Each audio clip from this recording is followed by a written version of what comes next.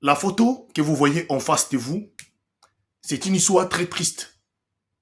8 enfants ont décédé, empoisonnés en RDC, à Kimbaseke, dans le quartier de Ngaboko. Et cela se passait hier. C'est très triste. Je vais vous raconter l'histoire, comment se sont déroulés les faits.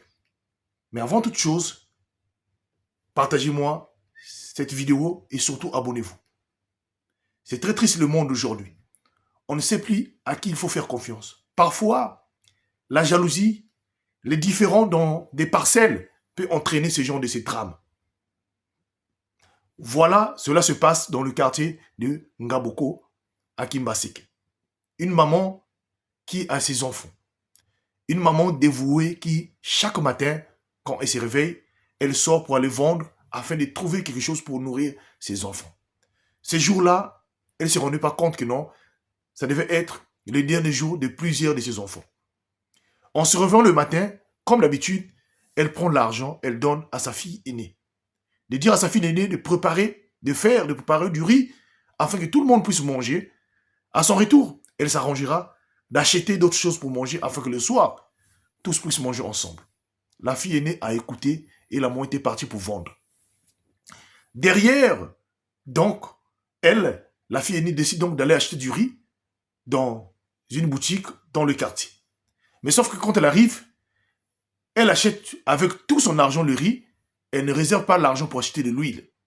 Et quand elle revient à la maison, elle décide donc d'aller demander de l'huile chez les voisins. Et les voisins si aimables finissent aussi par donner de l'huile chez la petite. La petite vient, elle cuisine. Elle prépare du riz et cela se passe très bien. Après avoir préparé du riz, elle avait constaté que non, au niveau du riz, le riz avait été devenu un peu jaune. Mais sauf que elle ne s'est pas rendue compte qu'il y avait quelque chose.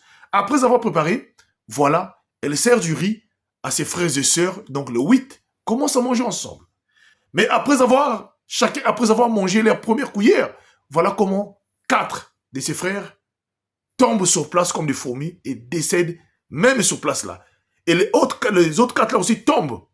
Les gens de la parcelle ont voyé cela et certaines personnes, avec les cris, voilà, on appelle les autorités et des agents de l'hôpital arrivent sur place là.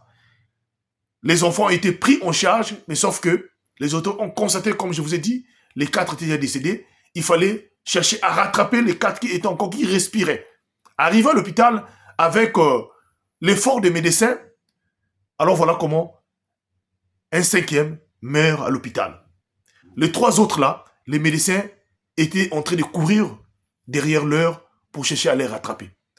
Par la grâce de Dieu, la fille aînée, celle dont la maman avait laissé l'argent, elle aussi, elle était donc, elle avait perdu connaissance. Les médecins ont tout fait, elle a commencé à vomir, jusqu'à ce qu'elle a repris connaissance. Les autres aussi, pareillement. Donc, les 3 autres qui ont survécu. Et elle a expliqué les faits.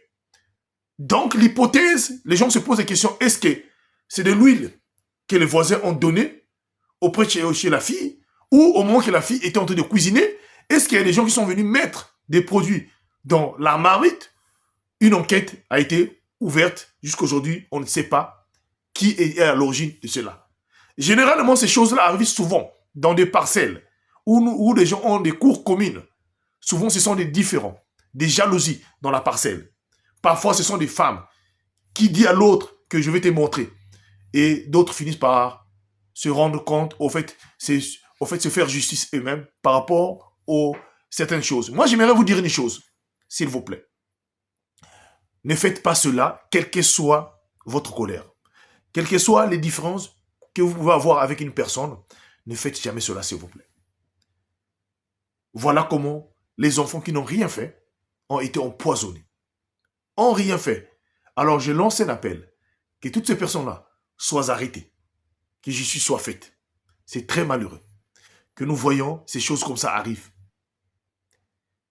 Mais la chose la plus surprenante, dans la parcelle, là où les enfants vivent et la femme vit, toute la parcelle est vide. Tout le monde est parti. Même ceux qui ont partagé de l'huile ont fui. On ne sait pas. Est-ce que c'est eux? Est-ce qu'ils ont seulement fui par la peur? Est-ce que c'est eux? Est-ce que derrière cela, il y a des gens là-bas? c'est les autorités compétentes qui vont déterminer qui est à l'origine de cela. Partage-moi cette vidéo et surtout abonne-toi. C'est HPH, l'homme avec plusieurs histoires. Merci.